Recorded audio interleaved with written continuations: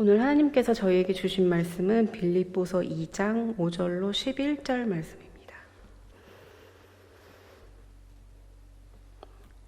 봉독하겠습니다. 너희 안에 이 마음을 품으라. 곧 그리스도 예수의 마음이니 그는 근본 하나님의 본체시나 하나님과 동등됨을 취할 것으로 여기지 아니하시고 오히려 자기를 비워 종의 형체를 가지사 사람들과 같이 되셨고 사람의 모양으로 나타나사 자기를 낮추시고 죽기까지 복종하셨으니 곧 십자가에 죽으심이라. 이러므로 하나님이 그를 지극히 높여 모든 이름 위에 뛰어난 이름을 주사 하늘에 있는 자들과 땅에 있는 자들과 땅 아래에 있는 자들로 모든 무릎을 예수의 이름을 꿇게 하시고 모든 입으로 예수 그리스도를 주라 시인하여 하나님 아버지께 영광을 돌리게 하셨느니라. 아멘. 네, 귀한 찬양 감사를 드립니다. 마리아 마중물 마포 나루, 마지막에 기가 막힌 화음까지도 나왔어요. 그렇죠? 그냥 우리는 척하면 척인 거죠. 그렇죠? 뭐 이렇게 막 연습한 것 같지도 않은데 딱 마지막에는 그냥 쫙 멋있게 화음으로. 그걸 세상 말로는 뭐라 그러냐면 짬밥이라고 그러고요. 신앙적인 말로 하면 뭐라 그러죠? 뭐 경륜 내지는 저력, 그렇죠? 깊이 뭐 이렇게 이야기할 수 있을 것 같아요. 오늘 이제 우리가 샘터지기 샘터장을 임명하고 또 이렇게 샘터 연합 예배로 드리는데, 여러분 우리 교회 올해 표어가 뭐죠? 내 집을 채우라. 네, 우리의 집을 채우는 데 있어서 가장 근간이 되는 것이 샘터입니다. 그렇죠? 우리가 주일날 주예전에 나와서 이렇게 예배드리고 이제 흩어지고 6일간의 삶을 살면서 우리의 삶은요, 하나님과 동떨어진 삶이 아니에요. 교회와 동떨어진 삶이 아닙니다. 하나님과 동행하는 삶이고 또 내가 곧 교회이기 때문에 우리의 삶의 여정은 늘 신앙의 여정인 거예요. 항상 우리가 기억해야 되죠. 그 근간에 뭐가 있냐면 샘터가 있고 샘터를 통해서 만나고 나누는 교제가 있습니다. 여러분 우리가 신앙생활 할 때 신앙생활 속에 여러 가지가 포함이 되지 않습니까? 먼저는요, 가장 중요한 예배가 있어요. 그리고 복음을 전하는 선교가 있습니다. 그리고 교회 공동체를 위해서 헌신하는 봉사도 있고요. 그 외에 여러 가지 요소들이 있습니다. 근데 신앙생활에 있어서 가장 중요한 것 중에 하나가 성도의 교제예요. 교제. 하나님과의 교제 가장 중요하지만 성도들 간의 교제 또한 가장 중요한 것 중에 하나입니다. 그래서 여러분 예수님께서 10계명을 정리해서 가장 큰 두 가지의 계명을 주셨을 때 하나는 하나님을 사랑하라는 것이고 또 하나는 이웃을 사랑하라 하는 그런 말씀 아니었습니까? 그렇게 여러분 하나님과의 교제, 만남, 또 성도들과의 교제, 만남이 대단히 중요합니다. 저는 샘터가 바로 이런 성도의 깊이 있는 만남과 교제를 가능하게 하는 그런 모임이다, 이렇게 믿습니다. 그런데 여러분 성도들의 교제는요, 세상 사람들의 교제와는 많이 다릅니다. 왜냐하면 우리 믿는 사람, 우리의 만남과 교제의 중심에는 늘 누가 있어요? 예수님 있는 거예요. 그렇죠? 그러니까 우리는 무엇을 하든지 예수 믿는 사람은요, 예수님을 통해서 하는 거예요. Through Jesus. 예수님을 통해야만 되는 거예요. 예배하는 것은 당연한 거고요. 그 다음에 복음 전하는 것도 당연하고요. 여러분 주님 때문에 우리가 땀 흘리고 봉사하고 헌신하는 거 아니겠습니까? 그렇죠? 그 다음에 우리가 주님 때문에 자신의 물질도 나누고 시간도 나누는 거죠. 여러분 그렇기 때문에 우리가 무엇을 하든지 믿음의 사람들은 누구를 통해서? 주님을 통해서, 예수님을 통해서 하는 거예요. 우리가 예배 이제 끝나고 윷놀이 하지 않습니까? 윷놀이. 여러분 윷놀이 할 때에도 누구를 통해서? 주님을 통해서 하는 거예요. 주님의 이름으로 여러분 윷을 던지시기 바랍니다. 예? 말판 가지고 싸우지 마세요. 예? 또 그리고 내가 이기지 못했다고 너무 낙심하지 마십시오. 저는요, 중학교에 와가지고 윷놀이 하면서 첫 판을 이긴 적이 단 한 번도 없습니다. 그런데도 낙심하지 않고 오늘도 또 윷을 던집니다. 네. 그리고 또 경품에 당첨되지 않았다고 너무 또 실망하지 마세요. 하나님이 더 좋은 인생의 경품으로 채워주실 줄로 믿습니다. 여러분, 샘터를 통한 교제도 마찬가지예요. 그렇기 때문에 주님이 없는 교제는 세상의 교제와 다를 게 없잖아요. 그렇기 때문에 신앙생활의 모든 영역은 누구를 통해서? 주님을 통해서 하는 거예요. 그렇다면 우리가 바른 신앙생활, 또 무엇보다 주님을 통한 그런 신앙생활을 하려면 가장 먼저 알아야 될 것이 있어요. 그것이 뭐냐면 예수님의 마음이 무엇인가, 예수님의 뜻이 무엇인가를 알아야 예수님의 뜻대로 주님을 통한 일들을 감당하지 않겠습니까? 그래서 예수님이 주시는 마음이 무엇인지를 알아야 예수님의 마음으로 결정하고 행동하게 되겠죠. 예수님의 마음을 모르면 시험 오게 되는 거예요. 왜 우리가 예수를 모시고 살면서도 승리하지 못하는 삶을 사는가? 예수님의 마음을 모르니까, 예수님의 마음을 품지 않으니까 그런 겁니다. 예수님의 마음으로 묻고 답하고 생각하고 행동하지 않으니까 예수 믿는다고 하면서도 여러분 시험이 오는 거예요. 저는요, 우리 믿음의 성도들 올 한 해를 지나는 동안에 항상 나 자신에게 물으시기를 바랍니다. 뭘 물어야 되냐면, 주님, 지금 이 마음이 주님의 마음입니까? 주님, 지금 이 마음이 주님께서 원하시는 마음입니까? 한번 여러분 이렇게 물으면서 신앙생활 해보세요. 어떻게 그 입을 통해서 남을 비난하고 정죄하겠습니까? 절대로 예수님은요, 우리에게 그런 마음을 주시지 않을 거 아니겠어요? 그렇기 때문에 우리가 언제든지 물어야 될 것은 뭐예요? 주님, 지금 이 마음이 주님이 주시는 마음입니까? 항상 주님의 마음이 무엇인지를 물어야 돼요. 오늘 말씀은요, 우리에게 뭐라 그럽니까? 너희는 이 마음을 품으래요. 그 마음이 무엇이죠? 예수 그리스도의 마음이다. 이렇게 이야기를 하고 있습니다. 예수님의 마음을 품는 것, 여러분 이것이 우리가 가져야 될 마음의 자세인 줄로 믿습니다. 그러면 예수님의 마음을 품으면 어떻게 되는가? 한마디로 말하면 기쁨이 넘치게 되는 거예요.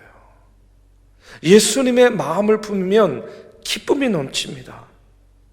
여러분, 오늘 우리가 봉독한 말씀이 빌립보서인데, 빌립보서가요 4장으로 이루어졌어요.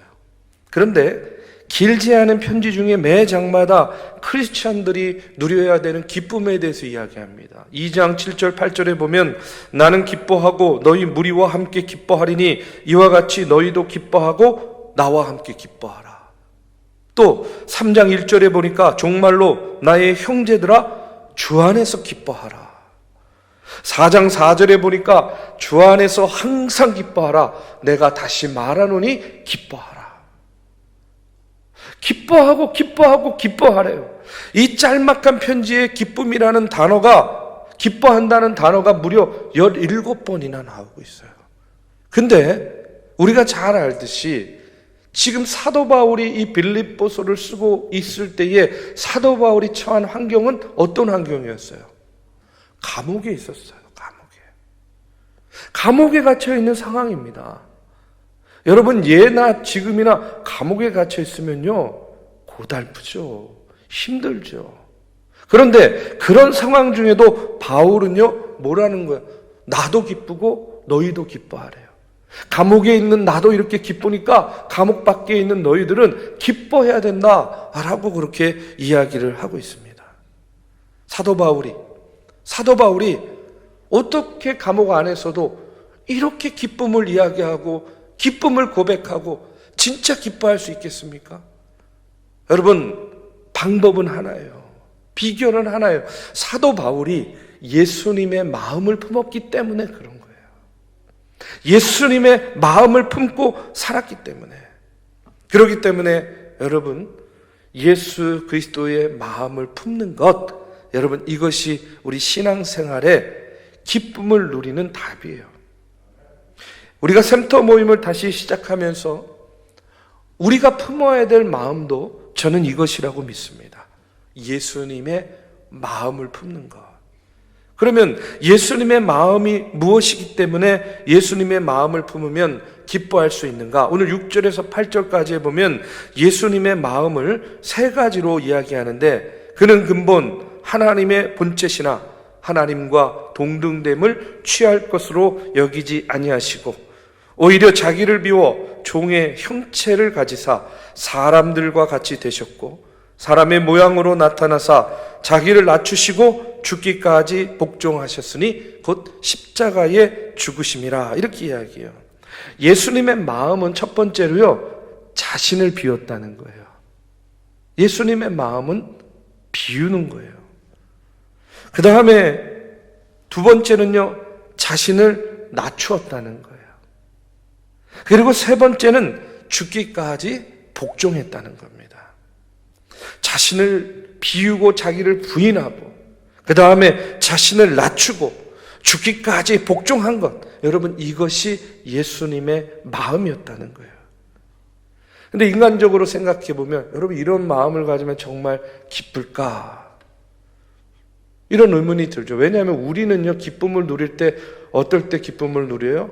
우리가 오전에도 요셉을 통해서 그런 이야기 좀 나눴지만, 우리 기쁠 땐 내가 원하는 것 되거나 가지면 기쁜 거 아니겠습니까? 내가 바라는 대로 돼야 기쁘고 즐거운 거 아니겠어요? 사람들 앞에서 높아져야 되는 거고 마음대로 사람 부리면서 살아야 기쁘지 않겠습니까? 그런데 여러분, 이 세상의 기쁨이라는 게요, 잘 생각해 보면 늘 한계가 있어요. 왜 그러냐면 이런 겁니다. 나보다 잘난 사람이 너무 많거든요. 나보다 뛰어난 사람, 나보다 능력 있는 사람, 나보다 돈 많은 사람이요, 너무나 많은 거예요. 여러분, 전교 2등하고 야단 맞는 아이, 98점 받고 야단 맞는 아이, 여러분 이해가 되십니까? 근데요, 1등이 존재하는 한 2등은 온전히 기쁠 수가 없거든요. 여러분, 100점이 존재하는 한 98점은요, 온전히 기쁠 수가 없는 거예요. 그게 바로 세상이 말하는 기쁨이라는 거예요. 그 기쁨이 갖는 한계입니다. 그런데 오늘 주시는 말씀을 정확하게 이해하고 또 우리가 믿음으로 붙잡아야 돼요. 주님이 말하는 기쁨, 우리가 믿음 안에서 누리는 진정한 기쁨은요, 뭔가 목적이 있는 기쁨하고는 달라요. 혹시 여러분 예능 프로그램 중에 TV에서 정글의 법칙이라는 프로 아세요? 정글의 법칙. 꽤 오래 하는데 아마 보신 분들이 있을 겁니다. 연예인들이 정글, 아주 오지에 가가지고 그곳에서 있는 것들로만 먹고 며칠 동안 이렇게 생존하는 생존 예능이라고 하는 그런 프로인데, 보는 사람은 재밌어요. 근데요, 저는 그거 가끔 볼 때마다 이게요, 이제 막 뭐 나뭇잎 꺾어가지고 이렇게 대충 이렇게 간이 집 같은 거 만들고 막 이렇게 이제 자야 된단 말이에요. 근데 저는요, 벌레 너무 싫어하거든요. 그거 볼 때마다 막 저 밑에 개미들 우글우글 될 텐데 막 이런 생각들. 막 이상 지네 막 이런 거 다닐 텐데, 아유, 되게 용감하다. 저렇게 젊은 여자 연예인들도 많이 가잖아요. 저런 친구들이 어떻게 저기 가서 저런 걸 찍지? 먹을 게 없으니까요, 그냥 아무거나 다 먹어야 되는 거예요. 먹을 수 있는 거는요. 예전에 어떤 회차에서는요, 하나도 먹을 게 없으니까 막 이런 뭐 애벌레 같은 거, 이런 거 잡아가지고 구워 먹어요. 저는요, 선교지에 가가지고도요, 그런 거 먹으라 그럴까봐 늘 마음 졸이면서 다니는데, 아니, 그 젊은 연예인들이 막 그거 그냥 먹는 거예요. 막 용기 있게. 그 다음에 제일 신경 쓰이는 게, 아니, 대소변 어떻게 볼까? 별 걱정을 다 하죠. 네. 아니, 재밌게 보면서도 무슨 생각이 드냐면, 아니, 하고 많은 프로그램 중에, 그렇지 않아요? 왜 저들은 굳이 저 예능을 택해가지고 저런 오지에 가가지고 고생하는 그런 예능을 찍을까? 그런데 방송국에서 근무하는 그런 후배한테 이야기를 듣고 이해가 됐어요. 이유가 뭐냐면 그거예요. 왜 연예인들이 그런 프로에 참여하는가? 왜 그 고생을 사서 하는가? 그 이유가 뭐냐면 이 연예인들이 첫 번째는 자신의 인지도를 올리려고 하는 것이고, 두 번째는요, 이런 거래요. 그렇게 아주 극한의 프로그램에 참여하게 되면 PD들 사이에 이제 뭐가 있냐면 그 공로를 참작한다는 거예요. 야, 쟤 저기 가서 저렇게 고생하고 왔으니까 이번에 우리 프로그램에 한번 이렇게 출연시켜주자. 뭐 우리 드라마에 출연시켜주자. 무슨 얘기인지 아시죠? 그러니까 인지도를 높이고 그런 약간 그런 동정표 이런 것들을 유발해가지고 결국은 뭐 연예인들은 인기가 생명 아니겠습니까? 자기 이름을 내고자 하는 그런 목적이 있는 거예요. 이런 동기, 이런 목적이 있기 때문에 이미지가 생명인 연예인들이지만 방송을 위해서라면 자신을 다 비우고 내려놓고 망가지기도 하면서 PD가 먹으라면요, 벌레도 먹고, 그냥 자라면요, 그냥 그 한 대에서 그냥 벌레가 우글거리는 데서도 자고요. 독충과 짐승들이 우글거리는 그런 짐승, 즉 그 정글에서 그 생존 프로그램을 찍고 온다는 거예요.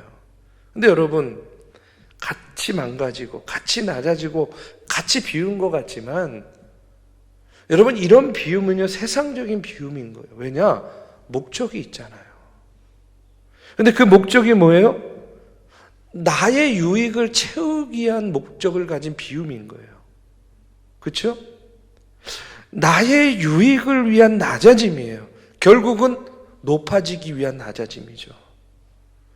그러니까 이것은 진정한 비움이요, 진정한 겸손이요, 진정한 낮아짐이라고, 진정한 복종이라고 이야기할 수 없어요.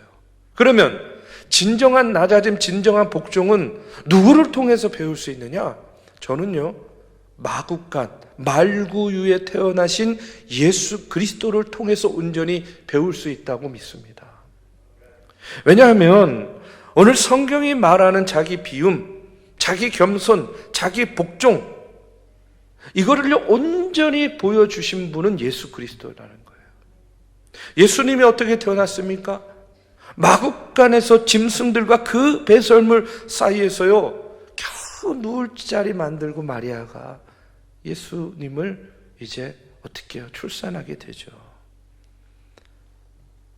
더럽고 아주 고통스러운 그런 상황 가운데 여러분, 그 마음고생이 오죽했겠습니까? 그러니까 예수님의 탄생은 보면요, 아름답기보다는 서글프고 춥고 고통스러웠어요. 그래도 그걸 보는 하나님의 마음은 기쁜 거예요. 그래서 성경에 보면 예수님 출생하실 때 하늘에는 큰 기쁨이다, 천사들이 찬송하잖아요. 아니, 태어난 건 말구유 마국간에서 그 더러운 짐승들 사이에서 태어났는데 하늘에서 천사들은요 기쁨이라는 겁니다. 왜 그렇습니까? 온 인류를 구원할 구주가 나셨기 때문에. 그것 때문에 우리는 하나님의 깊은 사랑을 알게 되었고, 그것이요 예수님의 기쁨이 되었다는 거예요. 구유에 나시고 십자가에 달리시고도 기쁘신 이유가 바로 예수님의 마음이었습니다. 저는 이것이 진정한 겸손, 진정한 비움, 진정한 복종이라고 믿습니다. 저는요, 우리도 예수님께서 이런 마음을 갖고 살기를 원하신다고 믿습니다. 여러분의 마음 가운데 진정한 기쁨이 넘치시기를 주님의 이름으로 축복합니다. 여러분, 예수님의 마음을 품지 않으면 우리는 결코 주님을 다시 만났을 때 기뻐할 수가 없는 것이죠. 여러분, 오늘을 사는 우리들의 마음 가운데 저는요, 우리가 예수님의 마음을 품고 예수님의 마음대로 행함으로 말미암아 여러분 샘터 모임을 통해서도 기쁨을 누리시기를 바라고, 또 예배를 통해서도 기쁨을 누리시기를 바라고, 여러분 오고 가는 발걸음 스치는 그 만남을 통해서도 여러분 기쁨을 누리시기를 바랍니다.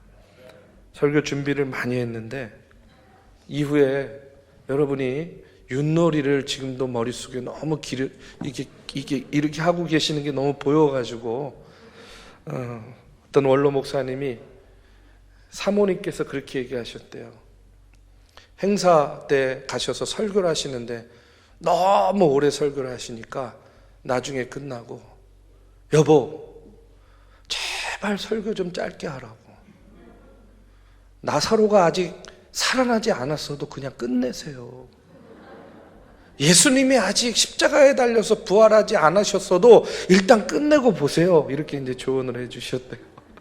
자, 여러분 말씀을 정리하겠습니다.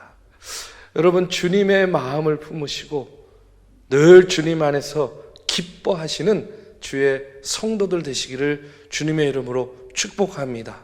샘터의 만남과 교제를 통해서 주님 마음으로 여러분 기쁨을 또 나누고 누리시기를 주님의 이름으로 축복합니다.